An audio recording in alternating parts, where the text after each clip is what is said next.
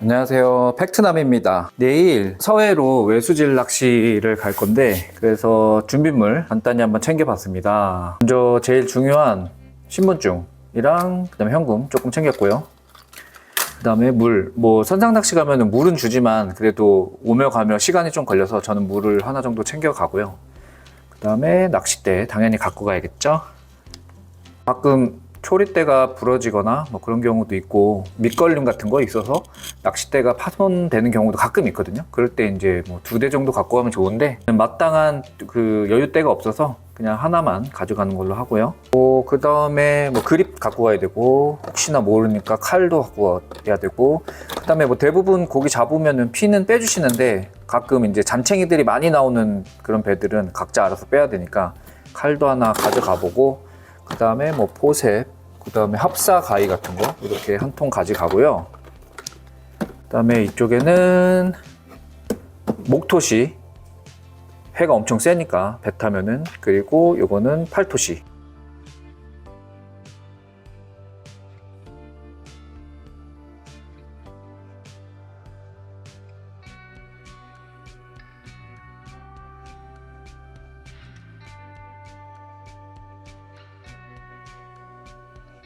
그다음에 제일 중요한 이 구명조끼.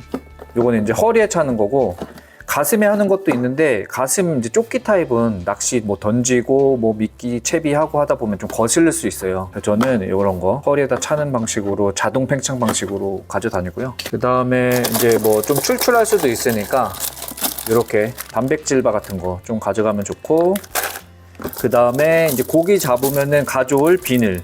선상 낚시 타면은 그 쓰레기 봉투 같은 걸로, 이제 파란 봉투 그런 걸로 이제 사무장님이 챙겨주시긴 하는데, 그게 좀 양이 지나치게 좀 많거나 그러다 보면은 조금 약해요, 봉투가. 그래서 이거 다이소 가면은 대형 김장 봉투 팔거든요. 이런 거 갖고 다니면 좋습니다. 튼튼해요.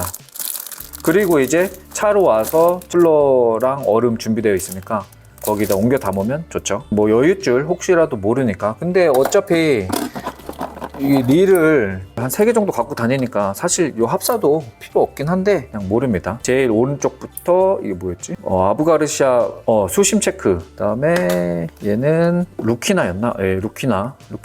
그 다음에 얘는 뱃살 때 쓰던 건데 혹시나 몰라서 하나 가져갑니다. 저는 좌엔을 씁니다. 그 다음에 챕인데요. 요거 다운샷 예전에 갔을 때 다운샷 챕이 또 있고, 요번에 가는 것은 외수질이다 보니까 그 외수질 바늘, 농어 그 생미끼용 이렇게 사서 준비하고, 이거 만들어 쓰시는 분도 있는데 잘 나와요. 잘 나오고 경심줄로 튼튼하게 돼 있고 꼬이지 않게 다 돼 있어서 저는 그냥 사서 씁니다. 바늘은 18호에서 24호까지 쓰시는데 저는 중간 정도 20에서 22 바늘을 쓰고 있어요.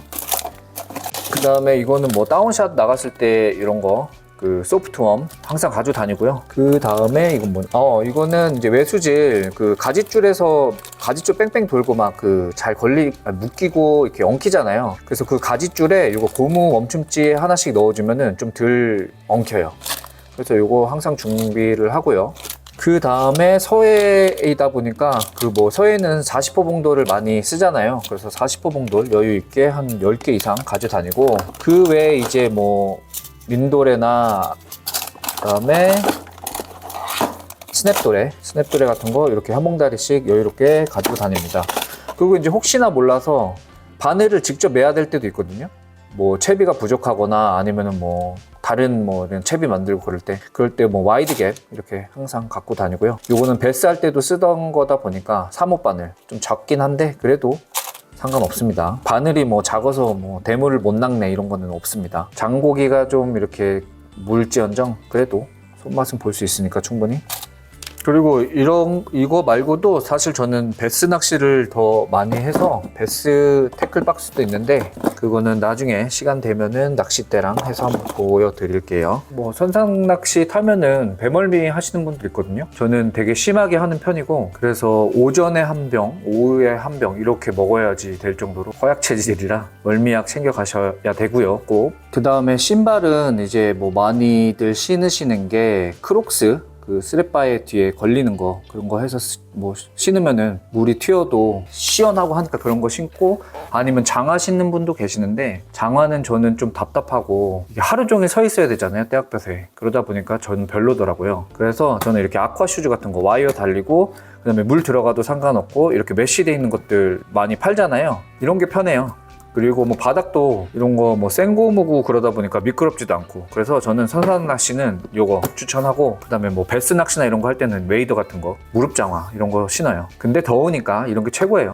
여기다 양말 안 신어도 되고 뭐 신어도 되고, 그거는 이제 본인이 선택하시면 되고요. 네, 이거는 이제 쿨러인데, 쿨러는 배에 갖고 타지는 않고 여기에다가 이제 가기 전에 밤새 깡깡 얼렸던 1.5리터 그 얼음을 넣어서 차에다 넣어두고, 이제 이거는 가지고 타진 않아요. 그래서 아까 말씀드린 대로 비닐봉다리에 이제 고기 잡아보면 피 빼고 요거를 바로 여기다 넣어서 갖고 오면은 신선하게 회도 뜰 수 있고 그렇습니다. 요거는 이제 거의 50리터 짜리인데, 대장 쿨러를 뭐 쓰시는 분들은 뭐 60리터, 70리터 이렇게 쓰시는 분도 있죠. 왜냐면 방어나 갈치 같은 게 들어가려면 길이가 있어야 되는데, 요것도 한 뭐 70cm까지 나오는 거라 고기를 뭐 못 잡아서 못 갖고 오지, 이것 때문에 못 갖고 오진 않습니다. 그리고 이렇게 바퀴 달린 거를 좀 써야지, 이게 아무래도 얼음이랑 고기가 들어가다 보면 상당히 무거워요. 그래서 이렇게 끌 수 있는 바퀴 타입 쿨러를 사용하고 있습니다. 자, 이렇게 해서 외수질 낚시 그 준비물 간단히 한번 리뷰해 봤습니다. 근데 이렇게 철저히 사실 준비를 해가도 이 준비하는 과정만큼 고기를 또 잡는 건 아니더라고요. 아무튼 다음에 이제 낚시 갔다 와서 조각 결과를 한번 또 보여드리도록 해볼게요. 감사합니다.